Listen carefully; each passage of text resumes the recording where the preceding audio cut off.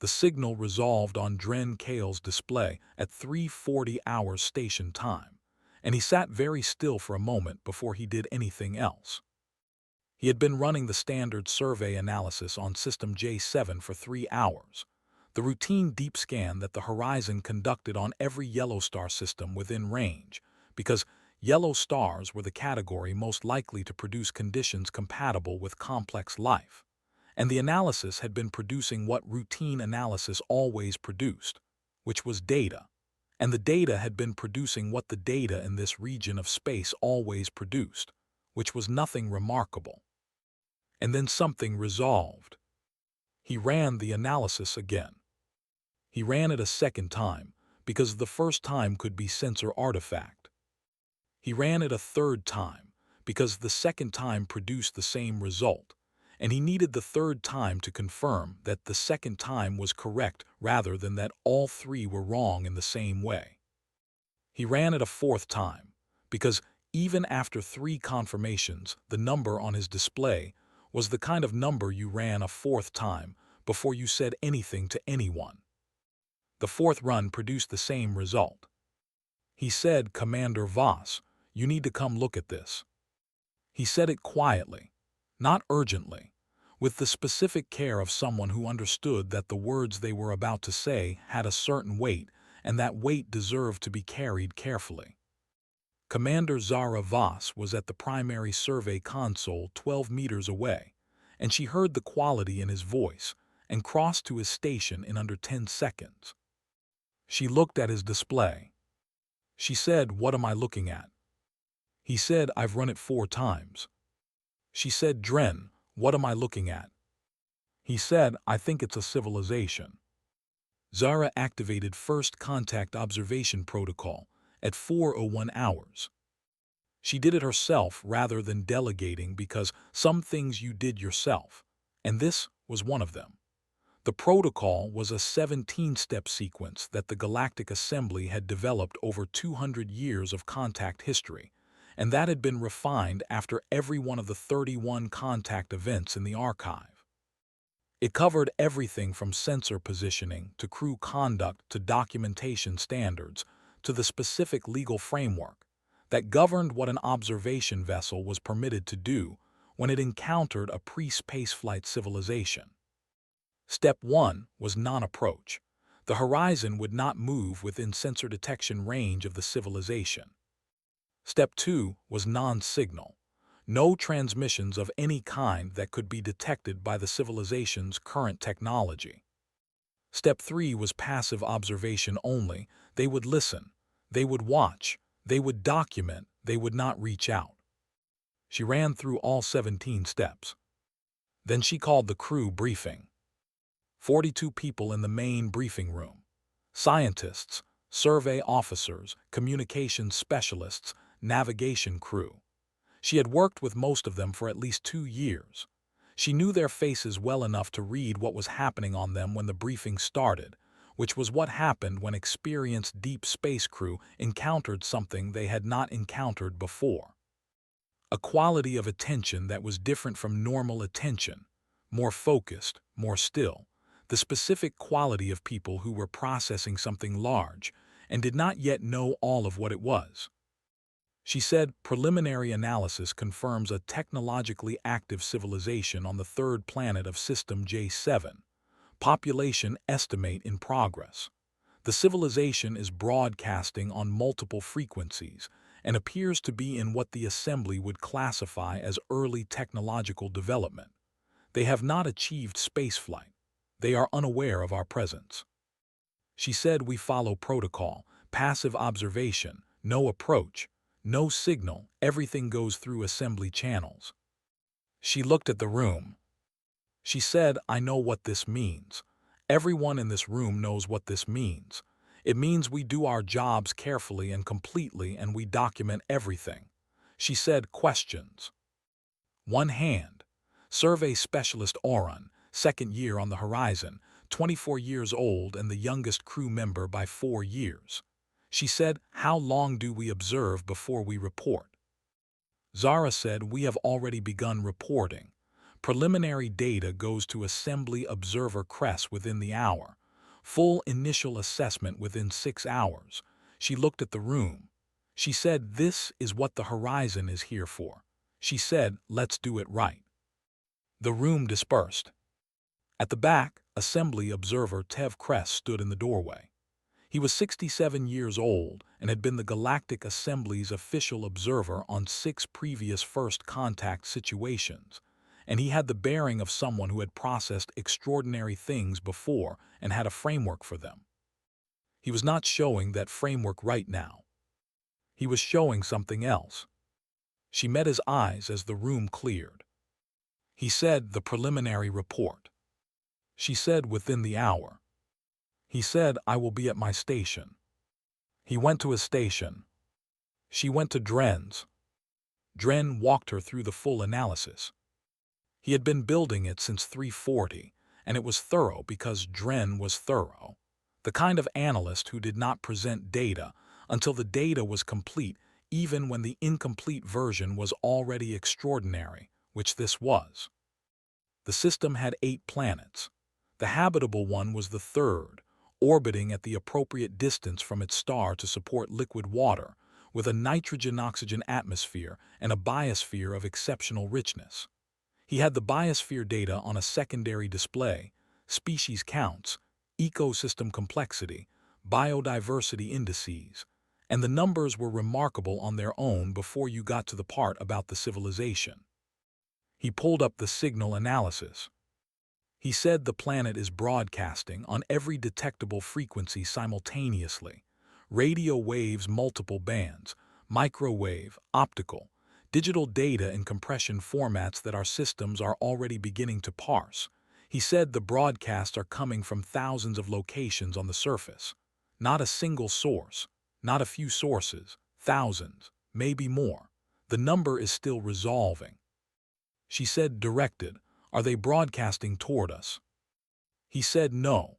In every direction. Omnidirectional transmission from thousands of surface points simultaneously." He said, "They're not trying to contact anyone. They don't know anyone is there to contact. They're broadcasting because broadcasting is what they do. The signals are the byproduct of," he looked for the word, "of being what they are, living the way they live."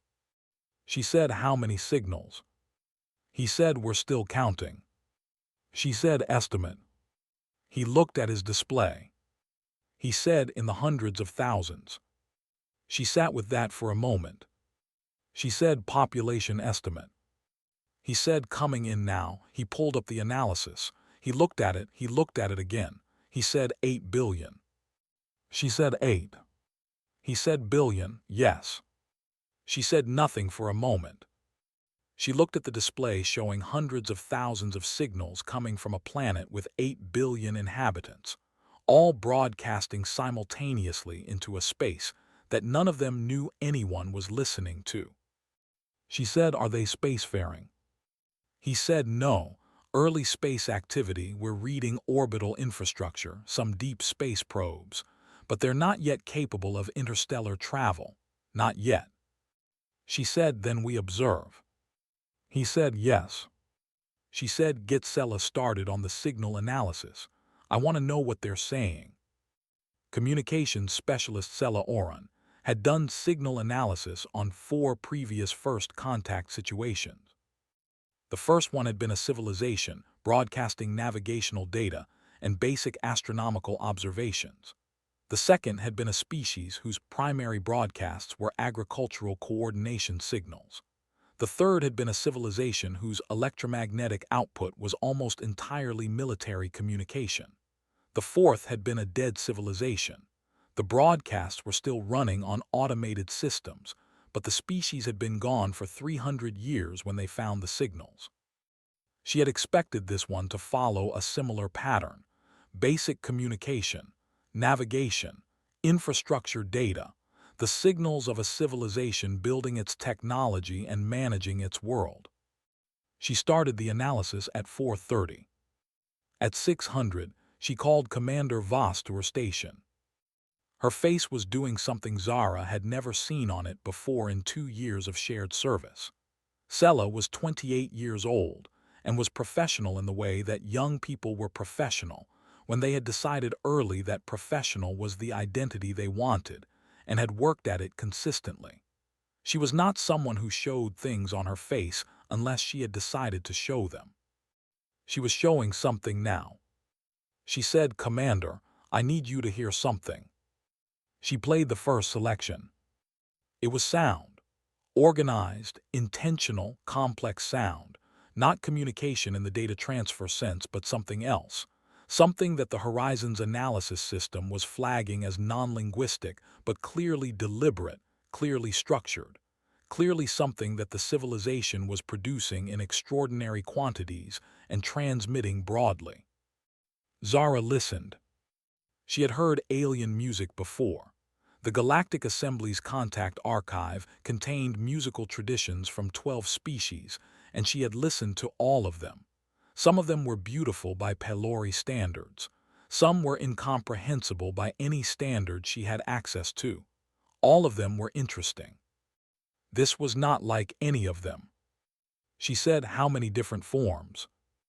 Sella said, "We've identified over 40 distinct structural types. The number is still rising," she said, "and these aren't coming from a single cultural tradition. The forms vary enormously. Some are built on rhythmic repetition. Some are built on harmonic complexity. Some appear to be intentionally dissonant in ways that our analysis system initially flagged as transmission error before I realized they were doing it on purpose." She said, "Commander, they're doing it on purpose." Zara said, "How many sources?" Sella said, "Thousands, tens of thousands, from every part of the planet simultaneously." She said, "It's not centralized. It's not one culture broadcasting its music. Every cultural group on the planet appears to have its own musical tradition, and they're all broadcasting simultaneously, and they're all different."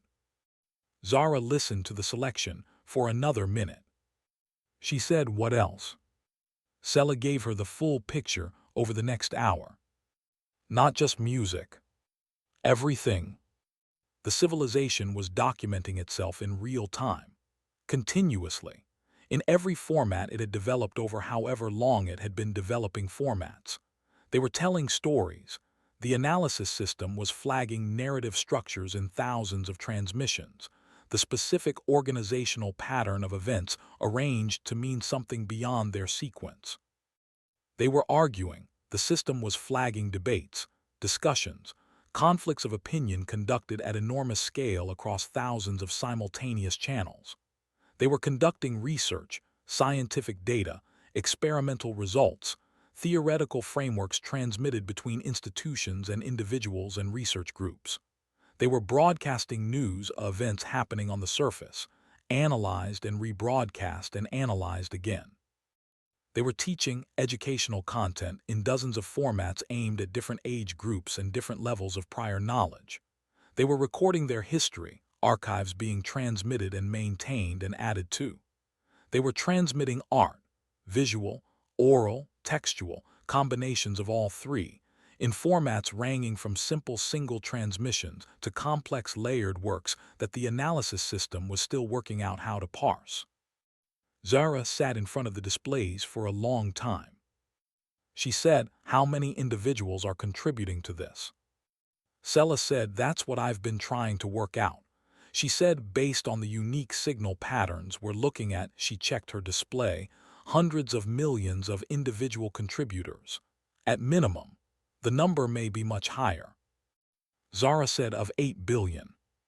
Sella said, "Yes." Zara said, "Hundreds of millions of them, broadcasting something right now." Sella said, "Continuously. The volume is," she looked for the word. She said, "It doesn't diminish. At any point in our observation window, the volume of broadcast has been consistent. They don't stop." Zara said, "Put everything through the translation system, all of it. I want to understand what they're saying." Sella said, "The translation system is going to need time. The language complexity is." Zara said, "Start it now. Give me what it has as it develops." Sella said, "Yes, Commander." Zara stood up from the station. She said to herself as much as to Sella, "They don't know we're here." Sela said no. She said they're broadcasting to no one. Sela said to no one, to everyone. She paused. To whoever might be listening, I think. She said, I don't think they know if anyone is listening. I think some of them think someone might be. Some of their broadcasts are specifically directed outward, into space, on frequencies that would travel the furthest. She said some of them have been hopping someone would hear. Zara looked at the display showing the signal feeds from a planet 14 light hours away. She said, we hear them. Kress came to her at 1100. He had been at his station since the briefing, working on the preliminary report, which was his function and which he had performed 31 times before for 31 contact situations, and which he was accustomed to completing within 3 hours of initial data. He had been working on this one for 7 hours. He said, may I speak with you privately, Commander? She took him to her office. He sat. He was 67 years old and had spent 30 of those years doing exactly this, encountering new civilizations and documenting them and filing reports that went into an archive that was the most comprehensive record of intelligent life in the galaxy. He had a way of sitting that reflected 30 years of this, a settled quality, the posture of someone who had seen enough extraordinary things that extraordinary had become the baseline. He did not have that posture now. He said, I am having difficulty with the preliminary report. She said, what's the difficulty? He said, the standard language doesn't cover what we're looking at. He said, in 30 years I have filed 31 preliminary reports. Every one of them uses the same framework: developmental stage, population, technology assessment, communication analysis, cultural classification. He said, I start with cultural classification and I cannot complete it. She said, why not? He said, because the classification system was built on the assumption that any civilization we encountered would fall within the range of characteristics documented in the existing 31 species. He looked at her. He said, I'm not certain this one does. She said, what are they doing that doesn't fit? He said, it's not one thing. He stood up and moved to the secondary display in her office. He pulled up the signal analysis summary. He said, look at the volume, then look at the content diversity, then look at he searched for the word, the self-referential quality of it. They are constantly making things about what happens to them, not documenting, not recording, making. He said, the distinction matters. Recording is what we do. We encounter something and we document it. They encounter something and he stopped. She said, they transform it. He looked at her. She said, they take what happens to them and they make it into something else, something that other people can receive. He said, yes. He said, I have been trying to find a word for this for 7 hours. She said, send the report. Write what you observed and what you think it means and send it. Let the assembly decide what to call it. He said, and if they don't have the language either. She said, then we find the language together. He went back to his station. She looked at the secondary display, running the Earth signal feed. She stood there for a while. Then she went to her quarters. She opened the photograph at 1340. She had not opened it in 6 weeks. She kept it closed because closed was easier, not because she had forgotten Lena or because she wanted to forget, but because open was a weight she could only carry in certain conditions, and deep space survey work did not always provide those conditions. Lena, 5 years old. The photograph was from the summer before she got sick, which meant it was from the last summer when Zara didn't know yet that she was going to have to spend the rest of her life without her daughter. Lena was looking at the camera with the specific expression of a 5-year-old who knew the camera was there and was performing not noticing the camera, which was different from actually not noticing it. And everyone present had known that, including Lena, but the pretense had been part of the pleasure. Zara looked at the photograph. She looked at the Earth signal feed running on her secondary console. She had been listening to the feeds for 12 hours. The translation system was building its models, and the translations were becoming clearer with each passing hour. Not perfect but functional, enough to understand the shape of what was being said even when specific words were still uncertain. She had been listening for 12 hours, and what she had been listening to was 8 billion people broadcasting their lives. And somewhere in those 12 hours, something had started happening that she had not expected. She was not sure yet what it was. She knew it had to do with Lena. She closed the photograph. She went back to the bridge. At 1600, she called Dren and Sella and Crest to the main analysis room. She said, "I want to show you something I found in the broadcasts." She pulled up a category of Earth transmission that she had been sorting for the past 2 hours. Not the music, not the news, not the scientific data. A different category. One that the translation system had been working hard on and had produced enough of to show. She said, "This civilization has a specific category of broadcast that I have been trying to classify using our existing frameworks and cannot." She said, "Dren, you've been through the contact archive extensively. Have you seen this before?" She played a selection. It was a human voice, speaking slowly in one of the planet's languages with the translation system rendering it in approximate Pelori. The voice was describing something that had happened to them, the death of someone they loved. Not clinically, not as documentation. In a way that was structured, it had a shape, a beginning and a path and a place it was going. The voice was describing loss, but describing it in a way that moved through the loss towards something that the translation system was having trouble with. A concept it kept rendering with different words, meaning carrier or weight gift, or perhaps grief made portable. Nobody said anything when the selection ended. She played a second one. Different voice, different language, different loss. In this one, a community describing something that had been destroyed, something they had built collectively and that was gone. The description was again structured, again shaped, again going somewhere. She played a third. She said, "I've found this pattern in thousands of transmissions, maybe more. It's not unique to one culture or one language group. Every cultural tradition on the planet appears to have a version of it." She said, "They take things that hurt and they shape them into something that can be given to other people." She said, "The people who receive it, and the broadcasts suggest millions of people receive a single transmission of this kind. They receive it and it does something to them. The translation system is flagging physiological response data embedded in the response transmissions. The people who hear these things are changed by hearing them." Dren said, "They're sharing the weight." She said, "Yes." Kress said, "Every species in the archive processes loss." He said it slowly.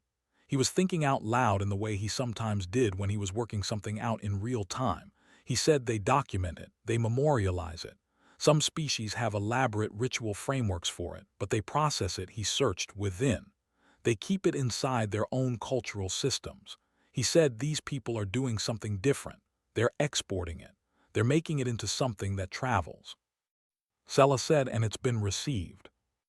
Everyone looked at her. She said, "The response transmissions. Millions of people receiving a single transmission of this kind and sending something back." She said, "I've been analyzing the responses. They're sending back," she looked for the word. She said, "They're sending back recognition.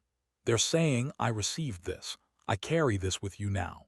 She said, "The person who made the thing and sent it out is not carrying it alone anymore. The people who received it are carrying it too." The room was quiet. Zara said, "They've been doing this for as long as we can see in the archaeological record." She said, "The analysis of their oldest recoverable artifacts suggests they were doing this before they had writing, before they had the technology to broadcast it anywhere. They were making these things and sharing them with the people around them by whatever means were available." She said, "And now they have the means to broadcast it to the entire planet simultaneously." She looked at the display. She said, "I don't know what to call that." Kress said, "I might." Everyone looked at him. Said, "I've been working on the preliminary report for 9 hours. He said, "I've been trying to find the right word for what they do." He said, "There's a word in the old Pelori root language, pre-assembly, before we had standard terminology, a word that the contact archive doesn't use anymore because there was no situation that required it. He said the word is something like, he thought. He said, carrying together, the concept of sharing a burden by making it into a form that many can hold. He looked at the display. He said the word fell out of use because no species we contacted did it the way they do it. Sella said it came back into use today. He said yes. The assembly received Cress's report at 200 station time on the second day. Senior archivist Mara Webb read it at her desk in the assembly archive, which was where she read all contact reports because the archive was where she did her best thinking, and she had been doing her best thinking in that room for 30 years. She read it once. She read it twice. She put it down and looked at the ceiling of the archive room, which was covered with the organizational notation system she had developed over 3 decades for cross-referencing the contact files, every line of notation representing a species, a contact event, a data point in the largest collection of information about intelligent life that existed. She looked at the ceiling for a long time. She sent the emergency session request. The session convened in 4 hours, which was faster than the assembly had convened for a first contact preliminary report in its history, because the assembly had received Cress's report along with a selection of Earth broadcasts that the Horizon had included as supporting documentation, and the members who had reviewed the preliminary data before the session had been communicating with each other in the intervening hours in terms that suggested the session was urgent. Mara presented the data. Standard format, system location, population estimate, development stage, communication analysis. She presented it in the order she had presented 31 previous first contact cases, and then she reached the section of Cress's report that was not standard format, and she read it aloud because reading it aloud seemed correct. She said this civilization presents characteristics not previously documented in any of the 31 species in the Assembly's contact archive. Specifically, they appear to have developed a cultural technology for processing collective experience that has no equivalent in any known species. They do not merely record what happens to them.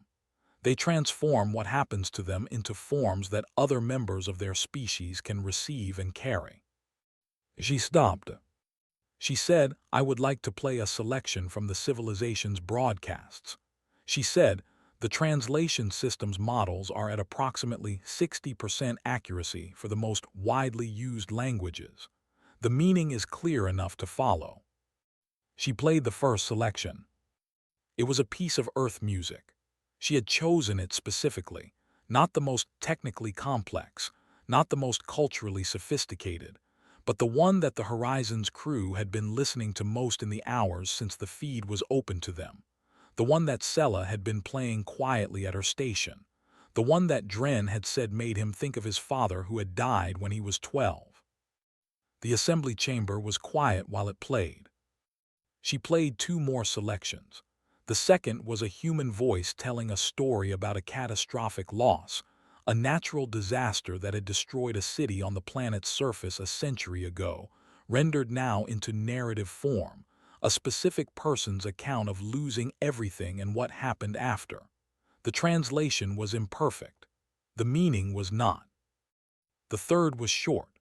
A human voice, very old by the sound of it, old in the way that Zara recognized from 12 hours of listening, the specific quality of a voice that had been speaking for a long time, saying something that the translation system rendered as, what we've been through makes us. We carry it and it makes us, and we give what it makes us to each other, and that's how we keep going. The chamber was quiet for a long time after the third selection. Then a delegate from the Keth species said, how long have they been there? Mara said, based on the archaeological signal analysis included in the Horizon's preliminary report, approximately 300,000 years. The chamber was quiet again. A delegate from the Soren Collective said, and in that time, how many catastrophes? Mara said the planet's geological and biological record shows multiple extinction-level events. The civilization's own historical record, which we are still working through, documents she checked. She said continuous cycles of conflict and recovery throughout their recorded history. She said they have never had an extended period without significant loss. The delegates said, and they are still there. Mara said 8 billion of them, yes. The chamber was quiet. Kress received the assembly's response at 1800 on the second day. He came to Zara on the observation deck, where she had been standing for the past hour watching the planet on the long-range visual feed, blue and white and brown and green, unremarkable from distance, extraordinary in every available piece of data. He said the assembly has responded. She said and. He said there are several items. The standard ones: contact timeline, observation protocols, formal designation of the system in the archive. He said, and then there is one item that is not standard. He handed her the transcript. She read it. The item was a formal inquiry from 12 assembly member species, submitted jointly, requesting that the assembly consider an exceptional classification for the newly discovered civilization, not accelerated contact, not an exception to the non-interference protocol, something else. A formal assembly commitment, a protected status, the designation used for things the assembly had collectively decided were worth protecting specifically because of what they were rather than because of how powerful they were. Protected status had been used 3 times in the assembly's history, once for a region of space with unique cosmological properties, once for an ancient archive of a species that had gone extinct, once for a biological phenomenon on an uninhabited world that the assembly's scientists had spent 50 years studying. It had never been used for a living civilization. 12 species were proposing that it be used now. Zara read the inquiry twice. She said they're asking if we're the primitive ones. Kress said some of them. Not in those words, but the reasoning in the proposal comes very close to that conclusion. He said the proposal argues that this civilization's cultural development represents something the assembly has not previously encountered, and that the assembly's responsibility is not to manage the encounter, but to ensure the civilization has the conditions to continue what it is doing. She said to keep making things out of what they've lost. He said yes. She said and the vote. He said scheduled for tomorrow. He said Archivist Webb will make the closing statement. She looked at the planet on the display. She said, what will you recommend? He was quiet for a moment. He said, in 30 years I have never recommended anything other than standard protocol. He said, I have always believed that consistent application of protocol was the most responsible position for an observer to take. He said, I have been reviewing that belief for the past 20 hours. He said, I am going to recommend protected status.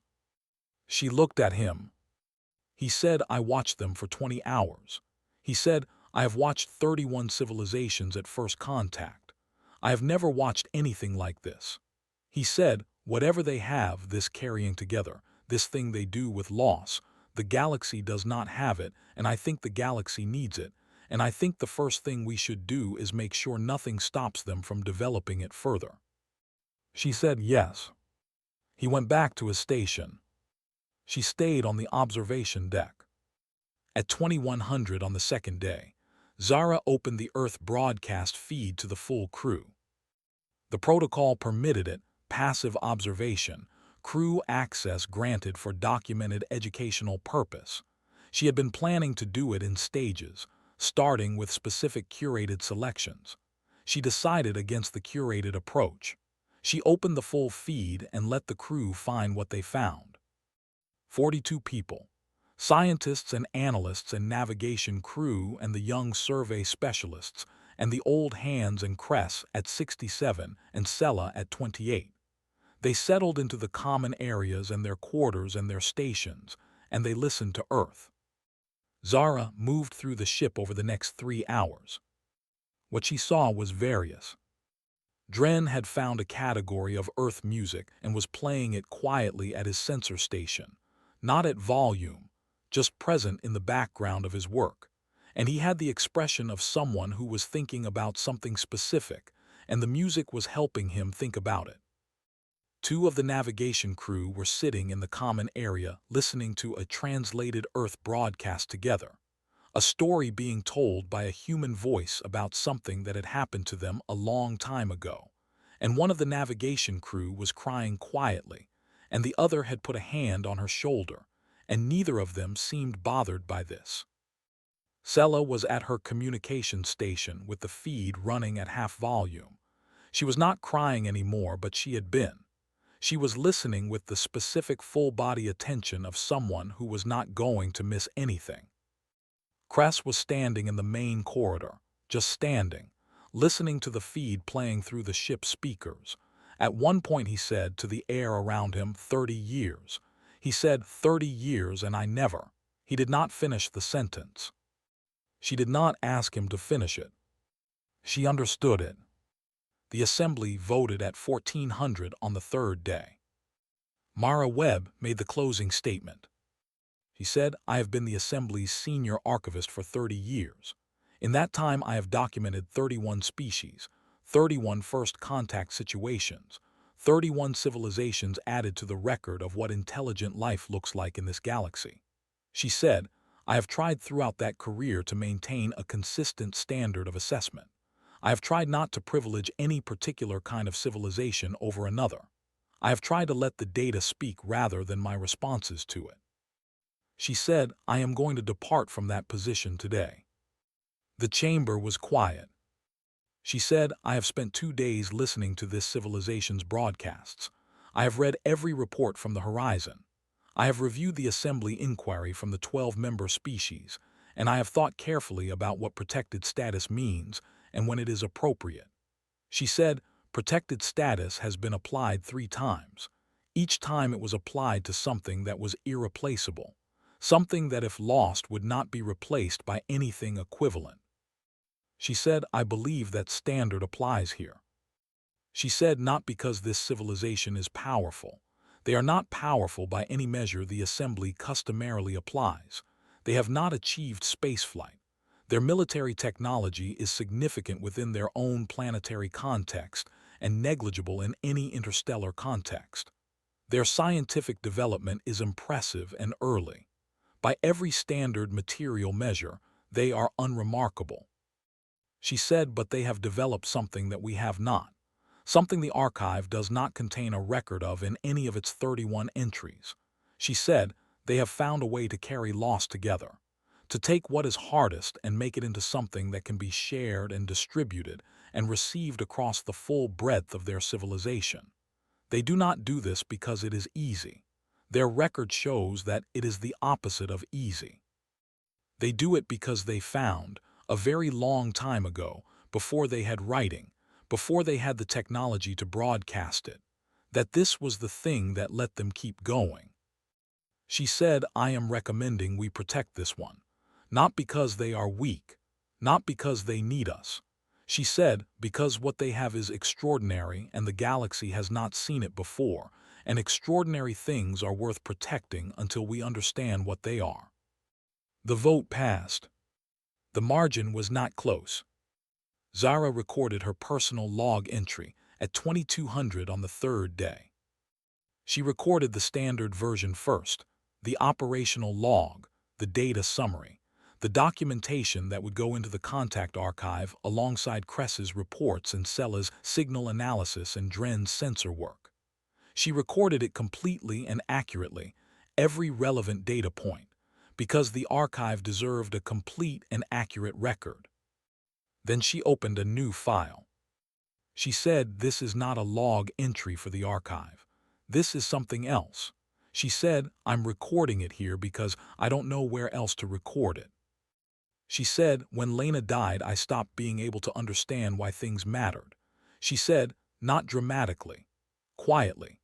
I kept working because working was available and the alternative was worse, and deep space survey work was the kind of work that took enough of you that the part which didn't understand why things mattered was occupied most of the time. She said, I came out here because I needed to find life, not for scientific reasons. Because life seemed like the thing that might answer the question I didn't know how to ask. She said, I found Earth 3 days ago. 8 billion people broadcasting themselves into space without knowing anyone was listening. She said, I've been listening for 3 days. She said, and what they're broadcasting, what they've been making and sending out to each other for as long as we can see in the record, is an answer. She said, not the answer. I don't think there is the answer. She said, but an answer. She said they know that things end. Their record is full of things ending catastrophic amounts of ending, the kind that would have stopped most species that we know of, and they found something to do with it.